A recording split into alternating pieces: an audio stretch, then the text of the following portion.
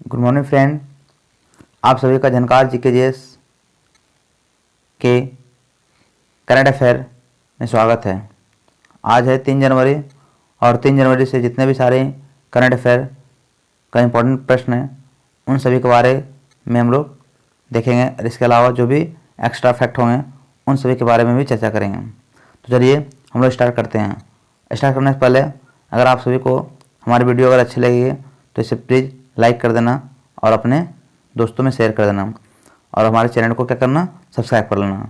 चलिए हम लोग स्टार्ट करते हैं पहले प्रश्न की ओर। देखिए पहला प्रश्न क्या कर रहा है आप सभी सामने, कह रहा है कि हाल ही में फरहान बहदीन ने 27 दिसंबर 2022 को क्रिकेट से संन्यास लेने की घोषणा की है। वह किस देश का खिलाड़ी है? तो अभी हाल ही में फरहान बहदीन ने 27 दिसंबर 2022 को क्रिकेट से संन्यास लेने की घोषणा की है। वह जो सो किस देश के खिलाड़ी है? तो वह जो सो दक्षिण अफ्रीका के खिलाड़ी है, याद रखना है। अगर बात करें तो दक्षिण अफ्रीका के ऑलराउंडर खिलाड़ी फरहान ने 27 दिसंबर 2022 को क्रिकेट से संन्यास लेने की घोषणा की है। उन्होंने 4 बार वर्ल्ड कप में दक्षिण अफ्रीका का प्रतिनिधित्व किया था। उन्होंने 38 T20 भी खेले हैं और 518 रन बनाए हैं। तो याद रखना है कि उन्होंने जो सो संन्यास ले लिया है।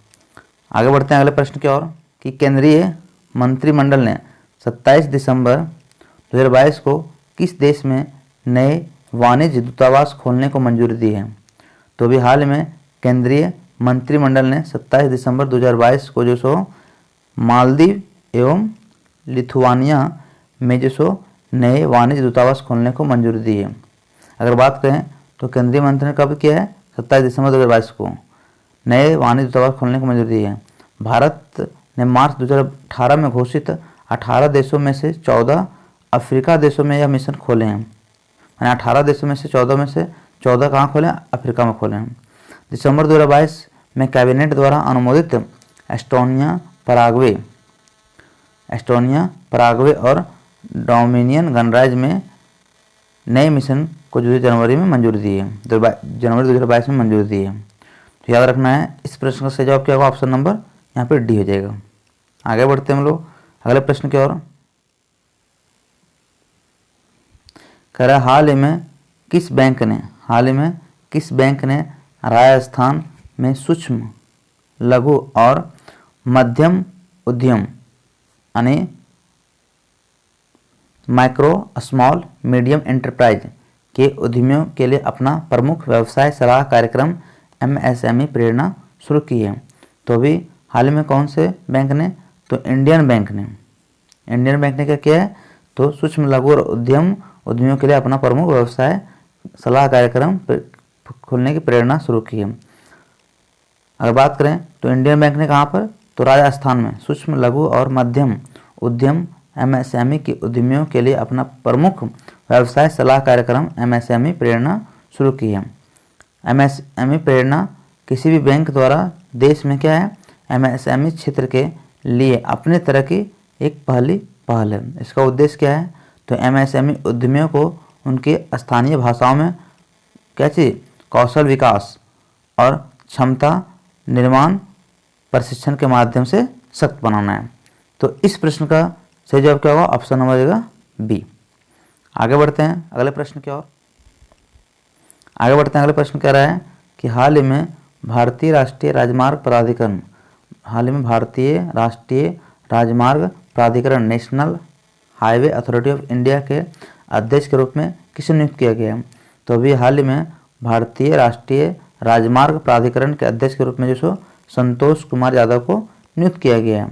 अगर बात करें तो भारत सरकार ने 26 दिसंबर 2022 को संतोष कुमार यादव को भारतीय राष्ट्रीय राजमार्ग प्राधिकरण national highway authority of India के अध्यक्ष के रूप में नियुक्त किया है।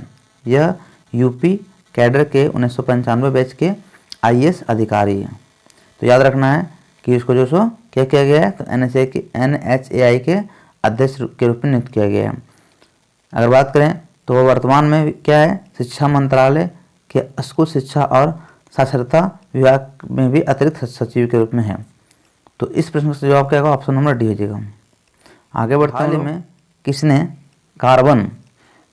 कार्बन को एकत्रित कर इसे हरित ईंधन में परिवर्तित करने के लिए इटली स्थित मेयर टेक्नोमेंट समूह की भारतीय सहायक कंपनी, यहाँ भी होगा टेक्नोमेंट प्राइवेट लिमिटेड के साथ समझौते पर हस्ताक्षर किए हैं। तो अभी हाल ही में जो किसने किया है, तो एनटीपीसी ने किया गया चीज, तो कार्बन को एकत्रित कर इसे हरित ईंधन में परिवर्तित करने के लिए इसको एनटीपीसी के साथ जो इटली ने समझौता किया है। याद रखना है कि भारत की सबसे बड़ी विद्युत उत्पादन company NTPC national thermal power corporation ने 26 दिसंबर 2022 को इटली स्थित मेयर कहाँ पर, टेक्नोमेंट समूह की भारतीय सहायक कंपनी टेक्नोमेंट प्राइवेट लिमिटेड के साथ क्या किया है, समझौते पर हस्ताक्षर किया है। कौन, किसने, दोस्तों ये भारत से बड़ी विद्युत कंपनी एनटीपीसी ने करा है। इस हरित मेथनॉल परियोजना में एनटीपीसी के विद्युत संयंत्रों से कार्बन एकत्रित कर इसे हरित ईंधन में परिवर्तित करने के लिए योजना बना रहा है। तो इस प्रश्न का जवाब क्या होगा, ऑप्शन नंबर सी हो जाएगा। आगे बढ़ते हैं अगले प्रश्न की ओर कि हाल ही में भारत सरकार ने किस राज्य में एक विद्रोही समूह के साथ युद्ध विराम के समझौते पर हस्ताक्षर किए हैं।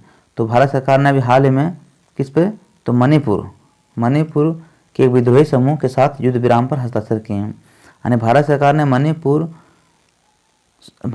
और मणिपुर सरकार ने 27 दिसंबर 2022 को मणिपुर के एक विद्रोही समूह, उसका नाम क्या था, ज़ेलियांगोंग यूनाइटेड फ्रंट के साथ युद्ध विराम के समझौते पर क्या हस्ताक्षर किए हैं। समझौते के तहत जो ज़ेलियांगोंग यूनाइटेड फ्रंट ने हिंसा छोड़ने और शांतिपूर्ण लोकतांत्रिक प्रक्रिया में शामिल होने पर सहमति व्यक्त की है ना। ज़ेलियांगोंग यूनाइटेड फ्रंट की स्थापना कब हुई थी, तो अराउंड 2011 में इसकी 2011 में इसकी स्थापना हुई थी 2011 में। इसके अलावा यह एक क्या है, तो यह एक नागा समूह है जो मणिपुर में सक्रिय है। कहाँ पर है, तो मणिपुर में सक्रिय है। तो इस प्रश्न का जवाब क्या होगा, ऑप्शन नंबर डी, याद रखना है, वेरी इंपॉर्टेंट प्रश्न है। आगे बढ़ते हैं अगले प्रश्न की ओर कि हाल ही में चिकित्सा और अनुसंधान के क्षेत्र में उत्कृष्ट प्रदर्शन के लिए अटल सम्मान पुरस्कार 2022 से किसे सम्मानित किया गया है। तो अभी हाल में विज्ञान और अनुसंधान के क्षेत्र में उत्कृष्ट प्रदर्शन के लिए अटल सम्मान पुरस्कार 2022 से जो प्रभु चंद्र मिश्रा को सम्मानित किया गया है। प्रभु चंद्र मिश्रा को 27 दिसंबर 2022 को विज्ञान और अनुसंधान के क्षेत्र में उत्कृष्ट प्रदर्शन के लिए क्या दिया है, तो अटल सम्मान पुरस्कार जो दिया है। उनका कार्य क्षेत्र क्या था, तो बांझपन में स्टेम सेल और पुनर्योजी चिकित्सा का विकास करना। अतः रहना है कि वह क्या ना, वह स्टेम सेल और पुनर्योजी चिकित्सा के अंतर्राष्ट्रीय संघ के क्या अध्यक्ष भी हैं। कौन, प्रभु चंद्र मिश्रा। के हाल ही में अंतर्राष्ट्रीय क्रिकेट परिषद के वर्ष 2022 के उभरते हुए खिलाड़ी पुरस्कार नामांकित सूची के पुरुष वर्ग में किसे शामिल किया है। तो अभी हाल ही में अंतर्राष्ट्रीय क्रिकेट के परिषद वर्ष 2022 के उभरते हुए खिलाड़ी पुरस्कार सम्मानित सूची के रूप में जो अर्शदीप सिंह को जो शामिल किया गया है।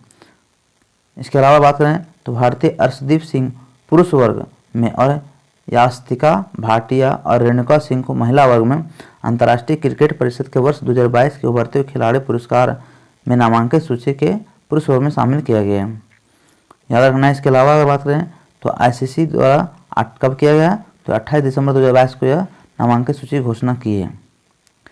अन्य खिलाड़ी में तेज गेंदबाज मार्को जानसेन अफगानिस्तान के, बल्लेबाज इब्राहिम जर्दान और न्यूजीलैंड के बल्लेबाज फिन एलन शामिल हैं। ये भी याद रखना है कि कौन खिलाड़ी, तो तेज गेंदबाज मार्को जानसेन अफगानिस्तान के हैं, बल्लेबाज इब्राहिम जर्दान और न्यूजीलैंड के बल्लेबाज फिन एलन को भी शामिल किया गया है। आगे बढ़ते हैं अगला प्रश्न कर रहे हैं कि हाल ही में हसमुख अधिया और एस राठौर को 27 दिसंबर 2022 को किस राज्य के मुख्यमंत्री के क्रमशः मुख्य सलाहकार के रूप में नियुक्त किया गया है। तो हाल ही में हसमुख अधिया और एस राठौर को 27 दिसंबर 2022 को जो किस राज्य में, तो गुजरात है ना, गुजरात राज्य के मुख्यमंत्री के रूप में सलाहकार नियुक्त किया गया। अब बात करें हसमुख अधिया और एस राठौर को 27 दिसंबर 2022 को गुजरात राज्य के मुख्यमंत्री भूपेंद्र पटेल के क्रमशः मुख्य सलाहकार के रूप में नियुक्त किया गया है। एस राठौर को गुजरात सरकार के सड़क और भवन विभाग के पूर्व सचिव भी हैं। अधिया वर्तमान में क्या है तो बैंक ऑफ बड़ौदा के गैर कार्यकारी अध्यक्ष और गुजराती केंद्रीय विश्वविद्यालय के कुलाधिपति के रूप में भी कार्यरत है। तो याद रखना इतने सारे जो भी इंपॉर्टेंट फैक्ट था उनके बारे में हम इन्होंने इसके बारे में बता दिए हैं। दोस्तों आशा और उम्मीद करते हैं आप सभी को हमारी वीडियो अच्छी लगी तो इसे लाइक करें और अपने हमारे चैनल को क्या करें सब्सक्राइब कर लें। आगे बढ़ते हैं। तो 10वें प्रश्न में क्या करा है, करा हाल ही में भारत सरकार और एशियाई विकास बैंक एडीबी किस राज्य में शहरी सेवाओं में सुधार के लिए 125 मिलियन डॉलर के ऋण पर हस्ताक्षर किए हैं। तो अभी हाल ही में भारत सरकार और एशियाई विकास बैंक एशियन डेवलपमेंट बैंक ने किस राज्य के साथ तो तमिलनाडु राज्य के साथ सुधार के लिए 125 मिलियन डॉलर के ऋण पर क्या किए हैं हस्ताक्षर किए हैं, याद रखना है। भारत सरकार और एशियाई विकास बैंक एडीबी ने तमिलनाडु राज्य में शहरी सेवाओं में सुधार के लिए 125 मिलियन डॉलर के ऋण पर क्या किए हैं हस्ताक्षर किए हैं।